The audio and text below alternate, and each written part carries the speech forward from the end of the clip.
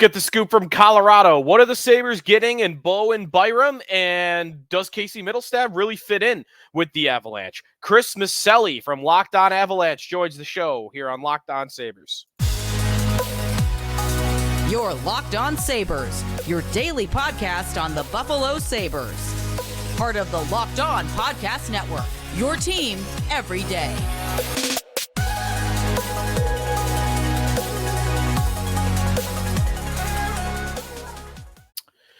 It is the Locked On Sabres podcast, part of the Locked On Podcast Network, your team every day. Thanks for making us your first listen. One of our most exciting shows of the year, because with all the inaction in the last couple of years, anytime we get a big trade, we love to talk about it. We go to not Denver, Clifton Park in New York. Yeah. Guy, Chris Micieli from Locked On Avalanche. How's it going, Chris? That's going, man. It's been busy last 48 hours for me. Yeah. So I don't your, think it's over yet. Yeah, for your team, it's more than one trade, right? Yeah. Oh, it's been a plethora of them. Yeah, it hasn't slowed down at all, and there's still one day to go. So yep, it's been fun. So a lot to get to. Bo and Byram, Casey Mittelstadt, a swap, also a rare hockey trade, which I can't even remember the last time the Sabres just had a 1-for-1 hockey trade. It doesn't happen really for anybody that often anymore. Not really. The Avs, they did it actually a couple years ago with the Minnesota Wild with Tyson Jost. He was a 1-for-1. But yeah, you don't see it a lot. The way that deals happen now, it's I want prospects, I want picks 3 years in the future. Give me guys that I've never heard of. Like there's a lot of moving parts to trades these days, and to get this is a little bit different. Right. It's the first time I don't have to call up a prospects guy to analyze trade, because I haven't. How's this guy doing in the Swedish second league this winter? So, by the way, you can follow Chris on Twitter at _Micieli, Miciele or LEI. So Bo and Byram to the Sabres. We'll get to the Mittelstadt end of it. Why was he available, I guess, in the first place? Was it more about the roster? Do you think it was more about Mittelstadt? Why was he gettable, I guess, in the first place for the Sabres? I think above all else for the Avalanche, it was a need that they had. And that need clearly was the 2C spot. It's been something that they've been struggling with since Nazem Kadri left. They've tried things here and there, and nothing has panned out. So this is another attempt at solving that. And if they brought in Ryan Johansson in the offseason, if that worked out, we wouldn't be talking right now, because that he would have solved the problem, and we go down a different road. But I think it was Mittelstadt fits a need that they had. It was the biggest need that they had, and when that's there and you need to fill it, you have to give up something, and a lot of times it's what you don't want to give up. And I'm not sitting here saying like that Bo Byram, they were shopping him around. But when this came about, I think it was just one of those things like, we don't want to do it, but we kind of, at this stage, we have to do it. So, they give up Byram, and in the process, they on the defensive end, they're good. They're, they even in the prospect pool, which is thin for the Avalanche, the defensive prospects look good. And they made a deal right before the Byram trade to kind of replace him with Sean Walker. So which I said, on our show, it takes a little bit of the sting out of losing Byram, although it does sting. It does suck that you lost him, because they had big plans for him. But when something else happens, like a 2C issue that's been ongoing for the better part of 2 years now, I think they were just like, let's see if we can shore this up, and Mittelstadt was their answer. Is it fair to say also, just kind of as a sidebar to all that what Devin Tays has turned into on the left side of that top pair, like when they drafted Byram, did they even have Tays yet? Because he's developed into a player where I'm looking at like Team Canada projections for the Olympics in 2 years, and there's Devin Tays on it. Oh yeah. I think the way that things have worked out for the Avalanche on the defensive side of things, kind of put Byram, like where he was playing was pretty much probably going to be it. Obviously, Cale Makar clearly is not going anywhere, and you just signed Taves to a big extension. So is that the worst thing in the world? No, if you held on to him, that just makes your defense that much stronger. But at the same time, he's a commodity for other teams. Buffalo was the one that stepped up.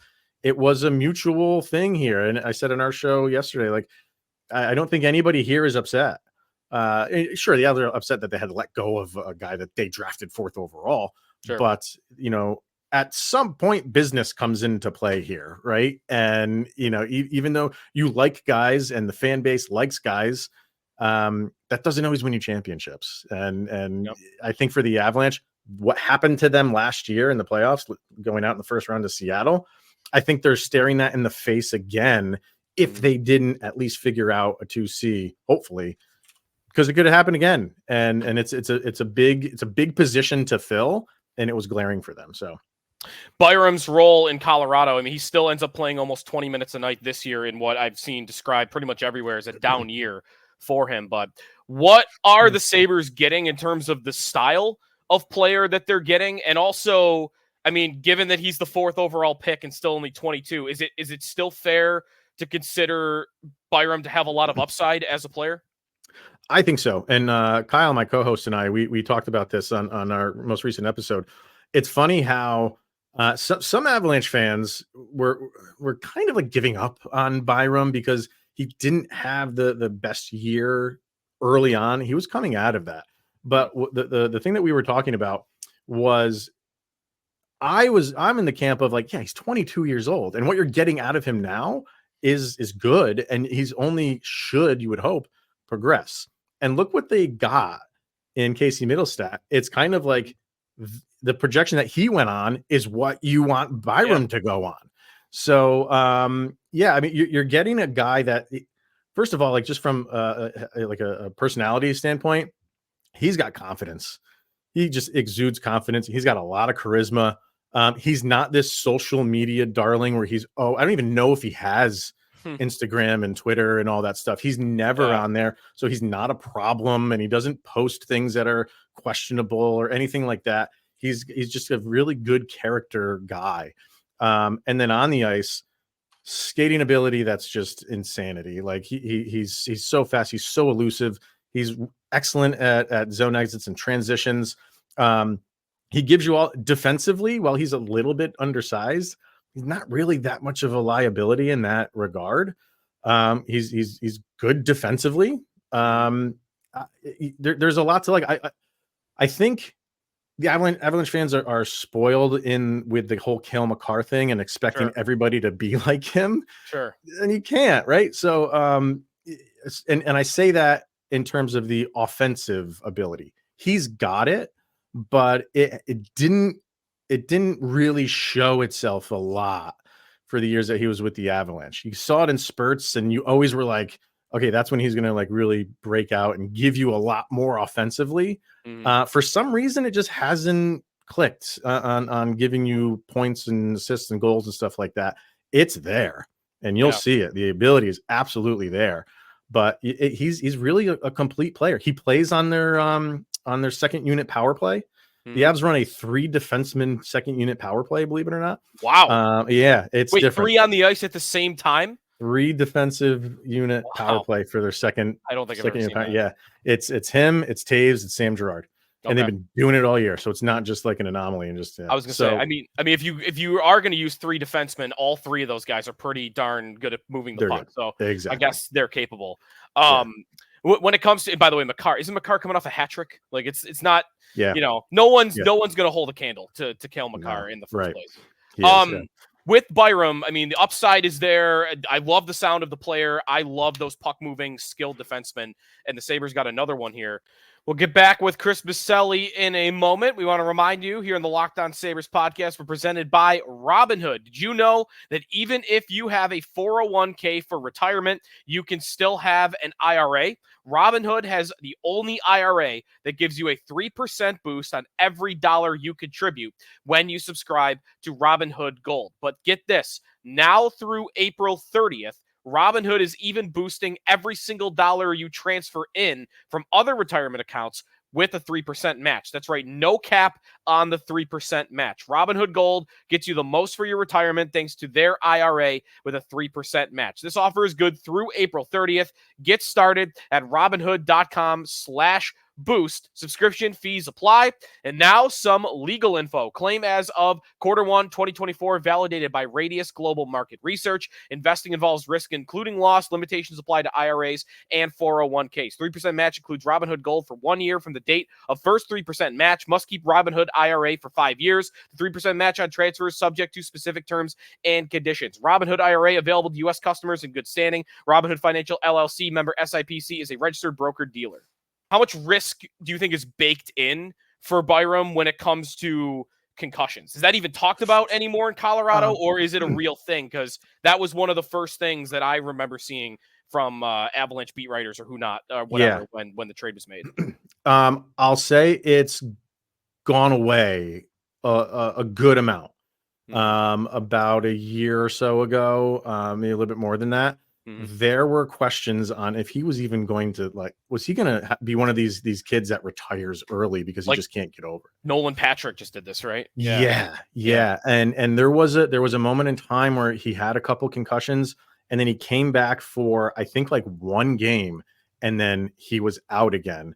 And they said they were on the road. I think they were on the East Coast, and they sent him back home. And there was an article in The Athletic, maybe about maybe about a month or so after.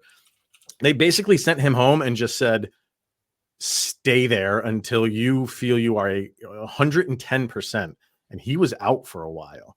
And in this article, they interviewed his mother, believe it or not. And they said, he was down because he just didn't know if this was built for him or if he was going to be able to overcome this. And he got, to use a pun, right in the head.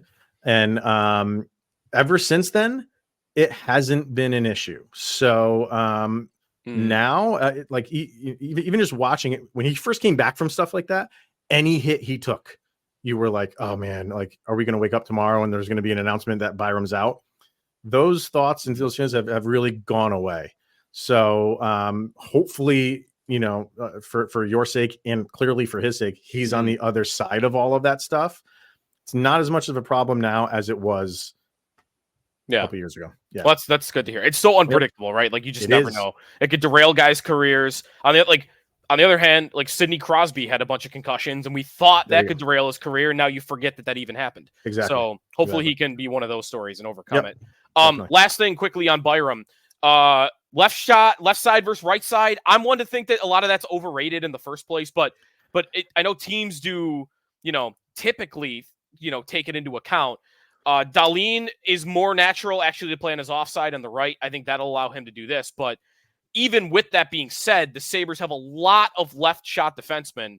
So I know he's done a little of both in Colorado. Do you think he's capable of being the Sabres will need one of their left shot defensemen to do it? Is he capable of being the guy that plays consistently on the right? This was a problem for him in Colorado. They were playing him on his offside. And I'm with you. A lot of people were like, oh, he's not playing on his natural side. And I was thinking, like, well, the way that guys just skate around now, like, is it that much of an issue? They flip between shifts so often, even they don't even stay there. Right. So, but with about right around like the All-Star break, they put him on his natural side, and it seemed to make a difference. So maybe for him, I mean, everybody's different, right? So, while we're sitting here kind of in agreement, like, should it really matter? It seems like it did for him, because since the All-Star break, he's been a different player. Okay. Yeah. All right. That's fine, I think, because Owen Power showed some capability to move over. Ryan Johnson, Matthias Samuelsson, they have guys, I think, that are capable. So if Byram had to play on his left, I think that would probably be okay. And then final thing for you, Casey Mittelstadt, you talked about him a little bit earlier. I love the player. You mentioned the story. Like, he was pretty much a total bust at one point as a prospect. And once Don Granato arrived, he really flipped that around to where, I mean, on paper, he's their third line center, but this year he's really been their best center. So what do you think? They just ride him out this year and then pay him, and he's their second line center for years to come?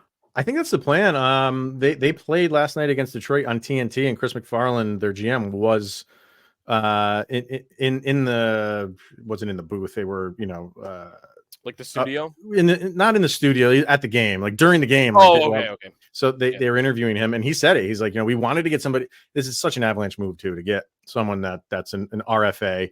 Mm-hmm. And he said, he goes, yeah, we're gonna have to. Obviously, we have his rights, so we're gonna have to sign him. He seemed pretty confident that they can get it done. I guess that's a question for you. Like, what do you think is what is he expecting to get, or what was he wanting to get from Buffalo, or what realm could he be in? That's a good question. I know they had not entered contract negotiations yet, and they were going to do that after the deadline. But the contract that we very often thought about for him and had heard about for him was somewhere between $5 and $6 million per year. Probably not much more than that. And really, I don't even think it was about play that the Sabres didn't want to pay him. I think they definitely thought he was a center worth $5.5 million a year on a 5, 6, 7-year contract. It just came down to they have two centers they've already paid 7-year contracts, and they've got their top 3 prospects who are all knocking on the door are also centers. So I just feel like it was a special circumstance for them to not want to pay him, which is why they made the trade, of course. But I would say somewhere between like $5 and $6 million bucks. I'll throw this out there though. The Sabres have had to kind of pay a premium in some instances because the team's on a 13-year playoff drought, and it's hard to fill up the building when that's the case, and it can kind of be dark and depressing to play for the team. So sometimes they even have to pay a premium. I don't know. Mittelstadt might say, wow, this is awesome. We're in first place, and we're going to the playoffs. He might say, hell, I'll just do this for $4.5 million. I don't know. Well, over in in Avalanche circles, we're calling it like the Devon Taves effect, because he took a cut. The deal that he just signed, he could have gone out and made probably $2 or $3 million extra per year. Someone would have paid him that, and he took a nice slice to, and he said it. He's like, I'm making enough, and we can maybe bring in some other guys and spread this around a little bit. So and Pittsburgh did that for years. Pittsburgh brought guys in for less amount to play with Sidney Crosby, go for a cup. Sure, maybe we'll see. Yeah, Tampa's been able to do that too. Although theirs might be because of the Florida state tax. If we're being honest. Chris Micieli, you can follow him on Twitter at @C_Micieli. If you want to hear more about Bo Byram and the trade, you can check out Locked On Avalanche when you're done listening here to Locked On Sabres. Chris, thanks again, man, and maybe we'll catch up before next season. Love it. Let's do it. Today's episode of the Locked On Sabres podcast is presented by Sleeper. Past the halfway point of the season, standings don't look great for Buffalo, but we want to remind you that you can win big by playing daily fantasy hockey on Sleeper, the official daily fantasy hockey app of the Locked On NHL Network. Sleeper, our number one choice for daily fantasy sports, especially daily fantasy hockey, because with Sleeper, you can win 100 times your cash in daily fantasy hockey contest. All you gotta do, pick whether some of the stars of the league or other players, you got your McDavids, your Crosbys, your McKinnons, your Makars, and more, will record more or less than their sleeper projections for goals, assists, saves, plus, minus, whatever you're thinking for a given game. To win a 100 times bet on Sleeper, you need to correctly predict the outcome of 8 player stats, and you can win 100 times your money playing daily fantasy hockey with Sleeper. So start paying attention, nail your picks so you can start winning big. Use the promo code LOCKEDONNHL. You'll get up to a $100 match on your first deposit. Terms and conditions apply. That's code LOCKEDONNHL. See Sleeper's terms of use for details and locational availability. All right, back here on the Locked On Sabres podcast, our thanks to the guys over at Locked On Avalanche for giving us the hookup on Bo Byram, who is practicing with the Sabres on Thursday, and we will see if he makes his debut if you're listening to this before the Predators game, as the Sabres have a back-to-back here. He met the team in Nashville. Nashville's great. If you have the opportunity, you got to ask, well, you want to fly back to Buffalo and meet us there, or do you want to meet us in Nashville? No, I'll meet you in Nashville. That would be me, at least. So they got the scoop on Bo Byram. How about this game from last night, Wednesday night, Sabres and Leafs? Am I right in calling it the most boring Sabres game that I've ever watched in my life that wasn't a blowout on one side or the other? You had a 1-1 hockey game that went to overtime. Or you did have some drama in overtime. I mean, it's hard not to, though, with it being 3-on-3. But for two teams that have played some high event hockey in the last couple of years, with Don Granado's change to an offensive style and the Leafs being so run and gun over the years. I mean, go back to the Heritage Classic a couple of years ago. You had the 9-4-3 game earlier this season. You've had a lot of high-scoring affairs. And in this one, it just felt like nothing was happening. I was surprised to look up and see that there were even 52 shots total at the end of the game, which is still not a lot, 52 shots total by any means, but there just wasn't much happening. Now, I got a reason for that. There's a reason why that happened. One, the Sabres didn't get a lot of play from their studs like Tage Thompson and Alex Tuch and Jeff Skinner, others. They just didn't create a lot of havoc. They didn't play Zach Benson or Peyton Krebs a lot, who are two more offensive players. Benson played 9 minutes and 9 seconds on the night. Krebs played 10 minutes and 49 seconds. I think the biggest reason this game was so uneventful was some stats from the Sabres at center. It was their first game without Casey Mittelstadt. And the 5-on-5 ice time for the Sabres at center, from the bottom up, Peyton Krebs played exactly 9 minutes total at 5-on-5. So we could talk more about that. Krebs, game in, post Mittelstadt, not being given the opportunity that you might have thought he would have to grow and expand his offensive ability. Tage Thompson, second from the bottom, 13 minutes, 49 seconds of 5-on-5 time. Dylan Cousins, second, 14 minutes, 43 seconds of 5-on-5 ice time. The center that played the most for the Sabres at center at 5-on-5 in this game was Zemgus Girgensons at 16 minutes and 33 seconds. Now, when I first saw that, what I really wanted to do deep down was rant again about no Peyton Krebs. You're not playing him. Granado hates him. Here's because Zemgus is playing the most minutes as their number one center throughout the game. But I think there's other factors here that were at play that can prevent me from going and going scorched earth here. One is that the trade deadline is coming up Friday, like 24 hours away from when I'm talking right now. And Girgensons is maybe being showcased a little bit. It's kind of funny to think about a guy that's played 800 games in the exact same role for all 800 games being showcased, but maybe telling the league, hey, this guy, you've seen him play on the wing. Well, if you need a center, look, he could play center too. And they played him at center as much as they could. What they also did, this is the second reason why I think they maybe did it. They matched Girgensons up with the Austin Matthews line because they thought that could smother the Matthews line. And I think this is really why we had such a boring defensive game. Zemgus's line kind of locked up the Matthews line. The Matthews line only had 13 shot attempts the entire game. They limited them. They kept them away from the scoring areas. Matthews got his goal in overtime to win it, but there weren't a lot of dangerous chances from the Leafs' top shooters in this one. And it was mostly thanks to, I think, the Girgensons, Okposo, Robinson line that just played defensive. They kept the puck and killed time when they had it in the offensive zone. And that combined with the showcasing, I think, is really why Girgensons led the way in ice time for Sabre centers in this one. We also had a Victor Olofsson sighting. I mean, sell him all his trade value's high. Go get that conditional sixth if you can. It was kind of a vintage Olofsson goal, by the way. It's something we have not seen from him one iota all year. He just flies up the left wing with a head of steam and rips the puck across the shoulder of Ilya Samsonov, top shelf, for a snipe from the left side. I mean, that was just a great shot by Olofsson. Maybe someone around the league went, oh, maybe we can have that on our power play. But I'm still probably guessing that they will not be able to trade Olofsson.